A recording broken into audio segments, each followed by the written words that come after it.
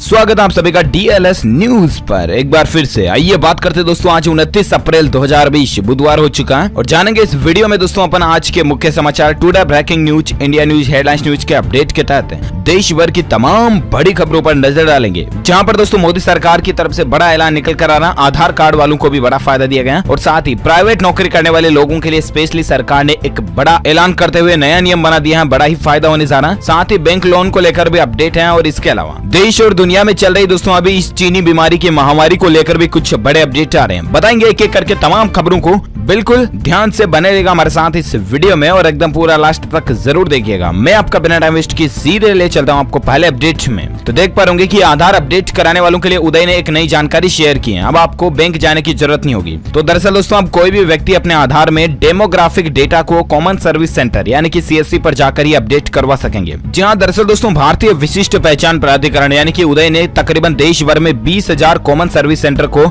आधार update करने की इजाजत दे दी है। पहले ये काम बैंकिंग कॉरेस्पोंडेंट में होता था, लेकिन अब यहाँ पर भी हो पाएगा। ठीक है, और साथ ही अगला अपडेट आ रहा कि संभल कर अगर मास्क नहीं पहना दोस्तों तो इस देश में लगेगा 8 लाख रुपए का फाइन। जी हाँ, आपको बता दें जर्मनी देश के अंदर दोस्तों इस बीमारी के वायरस के संक्रमण को रोकने के लिए नियम कानून कायदों को थोड़ा सख्त कर दिया, कठोर कर दिया। और अब यहाँ पर दोस्तों नए नियम के मुताबिक जर्मनी में पब्लिक ट्रांसपोर्ट, लंबी दूरी की ट्रेनों और दुकानों में सामान की खरीदारी करते वक्त मास्क लगाना जरूरी होगा। देश भर में ये कानून लागू हो चुका है और जुर्माने की रकम होगी 2,000 रुपए से लेकर 8 लाख रुपए तक। अलग अलग जगहों पर अलग अलग हिसाब से जुर्माना लगाया जाएगा। तो ये खबर मैं आपको इसलिए बता रहा हूँ दोस्तों, अंतर्राष्ट्रीय न्यूज अपडेट है, लेकिन आप भी घर से बाहर निकले तो जरूर मास्क लगा के जाएं। हमारे भारत में भी कई राज्य सरकारों ने इस तरह के नियम कंपलसरी भी बना दिए, आपको पता होगा। ठीक है, और साथ ही फिलहाल अगला अपडेट आ रहा है कि केंद्र सरकार का वर्क फ्रॉम होम पर एक बड़ा फैसला है। IT BPO कंपनियों के कर्मचारी 31 जुलाई तक करेंगे घर से काम। सरकार ने इनकी छूट सीमा को बढ़ा दिया। जी हाँ, तो दरअसल दोस्तों अभी जो बीमारी के वायरस के संक्रमित मामलों को बढ़ते हुए देखते हुए सरकार ने IT कंपनियों के कर्मचारियों के लिए घर से काम करने की छूट को 31 जुलाई तक बढ़ा दिया।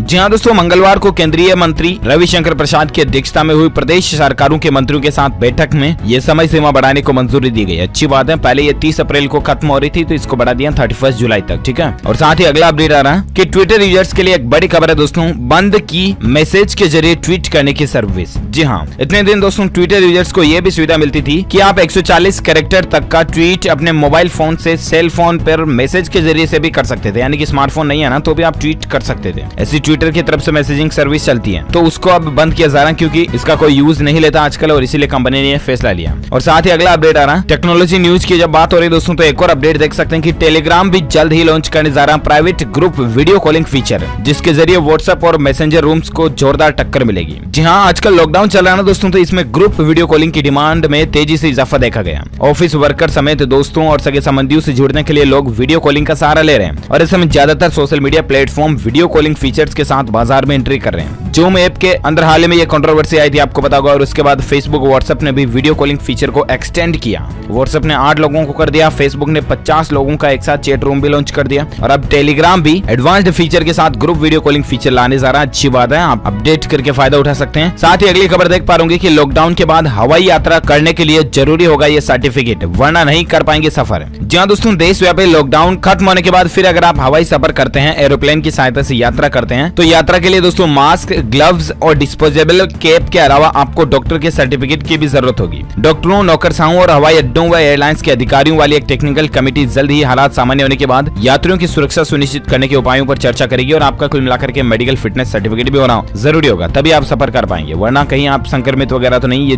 डाउट रहता है ना, इसलिए। चलिए साथ ही अगला अपडेट देख पा रहे कि निजी कर्मचारियों को पूरी सैलरी देने के आदेश पर सुप्रीम कोर्ट ने नहीं लगाई है रोक। गृह मंत्रालय से 2 सप्ताह के अंदर अंदर जवाब मांगा है। अब देखते हैं गृह मंत्रालय की तरफ से क्या जवाब दिया जाता है। जो भी अपडेट आएगा मैं आपको DLS न्यूज के ऊपर जरूर बताऊंगा 2 वीक्स के अंदर। और फिलहाल अगली खबर आप देख पा रहे अच्छी खबर है, 48 घंटे बाद केंद्र सरकार का ये ऑफिस सामान्य तरीके से काम करने लगेगा। जी हाँ दोस्तों, देश भर में जहाँ अभी लॉकडाउन लगा हुआ और सब कुछ काम धंधे व्यापार रोजगार बंद है और इस बीच काफी कुछ चीजें धीरे धीरे शुरुआत होने जा रही है, राइट। और इसी कड़ी में दोस्तों नीति आयोग का ऑफिस जो है ना, नीति भवन, वो 48 घंटों के बाद सामान्य तरीके से अपना कामकाज शुरू कर देगा और ये ऑफिस खुल जाएगा। चलिए साथ ही अगला अपडेट आ रहा कि देश के अंदर अप्रैल महीने में एक भी कार नहीं बिकी है। जरा सोचिए दोस्तों, बड़ी ही चौंकाने वाली खबर है। इतिहास में पहली बार ऐसा महीना निकला है ना जिस महीने में भारत में एक भी कार नहीं बिकी है। अब जरा सोचिए ऑटोमोबाइल इंडस्ट्री की हालत क्या हो चुकी होगी, और यही हालत दूसरी इंडस्ट्रियों की भी है, दूसरे मार्केट के लेवल्स भी यही है। हालांकि मई में हालात सुधरने की फिर भी उम्मीद नजर नहीं आ रही है। देखते हैं गवर्नमेंट जरूर इकोनॉमी को वापस बूस्ट करने के लिए कुछ न कुछ नए प्लान बनाएगी। मोदी सरकार इसको लेकर क्या नई योजनाएं लेकर आती है, हम सभी को बेसब्री से इंतजार रहेगा। लेकिन दोस्तों जो कुछ भी आएगा मैं आपको DLS न्यूज के ऊपर अपडेट जरूर बताऊंगा, ठीक है। फिलहाल दोस्तों अगला अपडेट आप देख पा रहे कि सिंगापुर के वैज्ञानिकों ने, शोधकर्ताओं ने यह दावा किया है कि इस दुनिया से इस बीमारी के वायरस का 100% खात्मा तो 9 दिसंबर तक खत्म होगा, लेकिन भारत में 26 जुलाई तक ये खत्म हो जाएगा। 26 जुलाई तक समाप्त होने का अनुमान है। यहाँ पर सिंगापुर के वैज्ञानिकों ने अलग अलग सभी देशों की एक लिस्ट जारी की है और आंकड़ों के अनुसार एक एनालिसिस निकाली गई है कि 97% केस जो है वो 22 मई को खत्म हो जाएंगे भारत में, जबकि 99% केस 1 जून को खत्म होंगे और 100% केस 26 जुलाई को खत्म होंगे। यानी कि देखा जाए एटलीस्ट तो ऑल ओवर लगभग भारत में ये बीमारी का वायरस जो है 22 मई तक खत्म हो जाएगा, ठीक है। लॉकडाउन 3 मई तक खत्म होने की उम्मीद है। अब देखते हैं कि सरकार लॉकडाउन को और आगे बढ़ाती है या कम करती है। फिलहाल इसको लेकर मोदी सरकार की तरफ से कोई भी अपडेट नहीं है। अगर लॉकडाउन बढ़ाया भी जाता है तो मैं आपको DLS न्यूज के ऊपर नई अपडेटेड जानकारी में जरूर बताऊंगा। फिलहाल यही है, भारत में कब तक ये मामला खत्म हो सकता है इसको लेकर वैज्ञानिकों की जो रिसर्च और रिपोर्ट करती है, इसका डेटा चार्ट आप स्क्रीन पर देख सकते हैं। चलिए साथ ही अगली खबर आ रही है दोस्तों की चीन ने फिर निभाई पाकिस्तान से दोस्ती।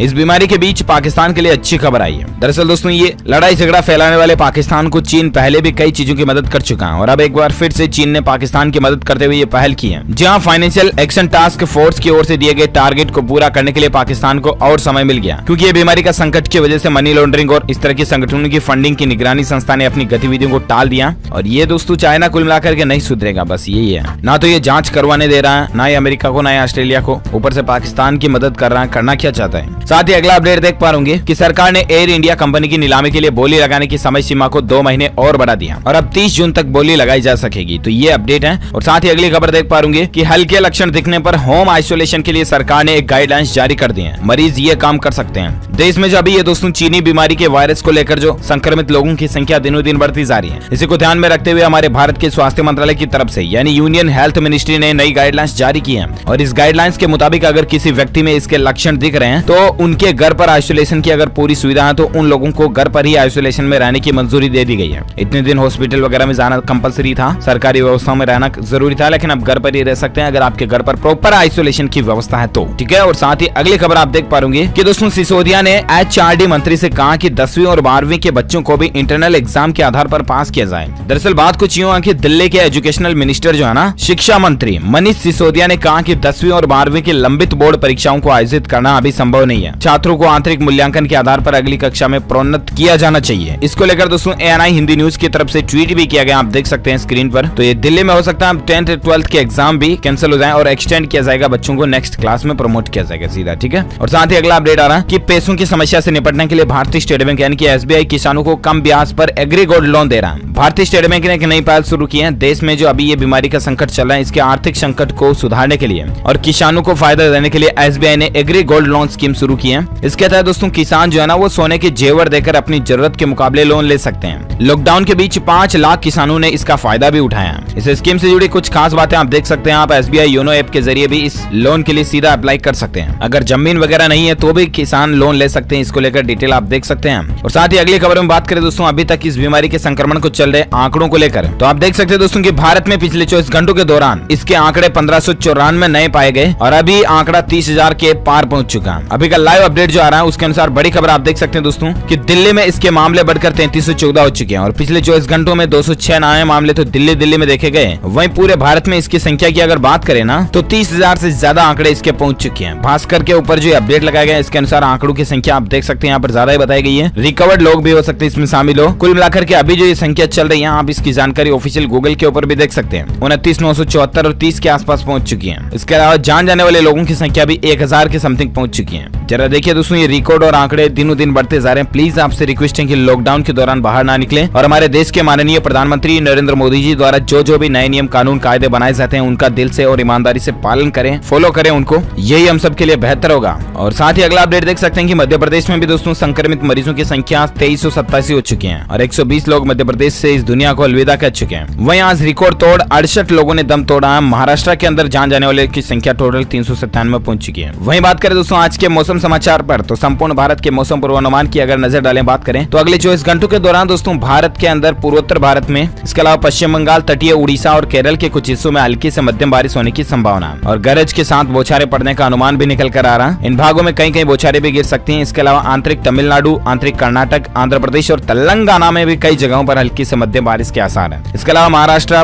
दक्षिण पूर्वी उत्तर प्रदेश, उत्तरी मध्य प्रदेश, छत्तीसगढ़, बिहार और झारखंड में 1-2 जगहों पर हल्की बारिश होने की संभावना है। चलिए साथ ही अगली खबर आ रही है दोस्तों की, इस बीमारी के संकट को देखते हुए हाई कोर्ट ने 31 अगस्त तक टाले जयपुर, जोधपुर और कोटा निगमों के चुनाव, जो है नगर निगमों के चुनाव, उनको 31 अगस्त तक टाल दिया। साथ ही अगला अपडेट देख सकते हैं कि रॉयल एनफील्ड भी अपनी न्यू बाइक लॉन्च करने जा रही है। एक नया मॉडल है जिसका नाम हो सकता है मीटर 350 फायरबॉल करके ये मॉडल हो सकता है। इसके अंदर दोस्तों 346 से लेकर 499 सीसी क्षमता वाला नया इंजन दिया गया। ये कुछ लीक्स आप देख सकते हैं। और साथ ही अगली खबर आ रही है कि लॉकडाउन के बाद महामंदी में घर और प्रॉपर्टी वगैरह ये चीजें सस्ती हो सकती हैं। ये रिपोर्ट निकल कर आ रही है एनालिसिस 99 एकर्स की तरफ से। और साथ ही अगला अपडेट देख सकते हैं कि आने वाली है जेब में पेंशन। लाखों पेंशनर्स को मई से सरकार के नए पेंशन नियम का फायदा मिलेगा और इसके तहत आपको क्या बेनिफिट होंगे। तो दरअसल दोस्तों ईपीएस पेंशनर्स के लिए अच्छी खबर है, उनके लिए ज्यादा पेंशन मिलने का रास्ता साफ हो गया क्योंकि सरकार ने रिटायरमेंट के 15 साल बाद पूरी पेंशन का प्रावधान फिर से लागू कर दिया। अंग्रेजी के बिजनेस अखबार इकोनॉमिक टाइम्स में छपी खबर के मुताबिक इस नियम के तहत अब अगले महीने या फिर मई से मिलने वाली पेंशन आपको मिलने लगेगी। और इस नियम को 2009 में वापस ले लिया गया था जिसको वापस चालू कर दिया। अच्छी बात है। और साथ ही अगली खबर आप देख पा रहे कि अमेरिकी राष्ट्रपति ट्रंप ने दोस्तों नवंबर में होने वाले राष्ट्रपति चुनावों को टालने से इनकार कर दिया। अभी तक तो इनकार कर दिया लेकिन देखा जाएगा आगे अक्टूबर नवंबर में क्या हालात रहते हैं अमेरिका के। चलिए फिलहाल दोस्तों अगली अच्छी खबर देख सकते हैं। भारत के लिए बड़ी गौरव की बात है कि इस बीमारी के वायरस के खिलाफ जंग में दोस्तों एशियन डेवलपमेंट बैंक ने भारत को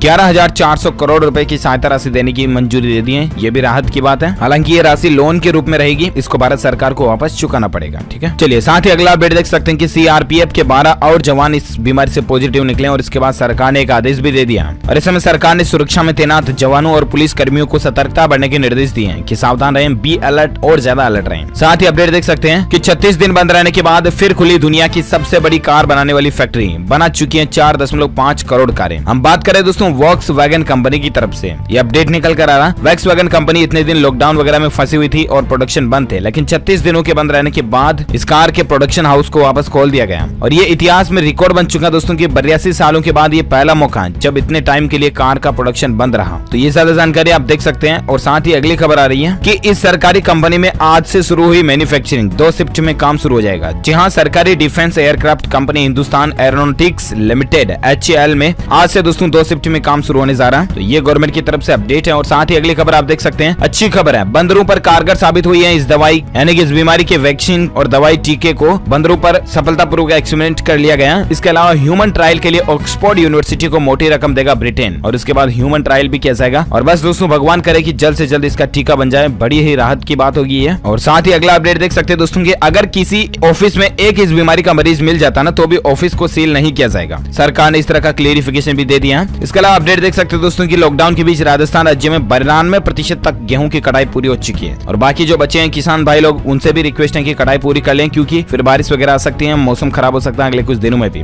इसके अलावा बिजनेस फील्ड को लेकर एक खबर देख सकते हैं कि एक और बड़ी डील हुई है मैक्स लाइफ इंश्योरेंस में और एक्सिस बैंक के बीच में 29% हिस्सेदारी खरीदे जाने की डील हुई है। ओके, तो इसी के साथ ही ये आज की बड़ी खबरें, दिन भर के मुख्य समाचार, today breaking news, India news, headlines news का अपडेट वीडियो फिनिश होता है। और हाँ, आप मुझे नीचे कमेंट करके जरूर बताएगा दोस्तों कि भारत में दोस्तों कुल लॉकडाउन कितने दिनों का लगाया गया। दोनों लॉकडाउन को मिलाकर के लॉकडाउन के कुल कितने दिन हो चुके हैं या हो जाएंगे 3 मई तक लॉकडाउन कुल कितने दिन का हो जाएगा। जो लोग इस सवाल का सही जवाब इस वीडियो के नीचे कमेंट बॉक्स में देंगे ना, वो रैंडमली सेलेक्ट किए जाएंगे हमारी DLS न्यूज टीम की तरफ से और आप जीत सकते हैं एक शानदार सरप्राइज गिफ्ट जो कि गिव अवे के रूप में आप तक पहुंचा दिया जाएगा। और इसी के साथ ही दोस्तों अगर आपको ये वीडियो अच्छा लगा तो प्लीज इसे लाइक कीजिए, ज्यादा से ज्यादा अपने दोस्तों के साथ फेसबुक और व्हाट्सएप पर शेयर करना। लेकिन वीडियो अच्छा लगा तो लाइक तो करना ही करना है। और साथ ही अगर आप DLS न्यूज पर पहली बार आए हैं ना तो चैनल को सब्सक्राइब करके बेल आइकन भी जरूर दबा देना ताकि आप और हम आपस में जुड़े रहेंगे और रोजाना एक दूसरे के साथ काम की खबरें शेयर कर पाएंगे। Thank you, take care, good bye, जय हिंद, जय भारत, वंदे मातरम।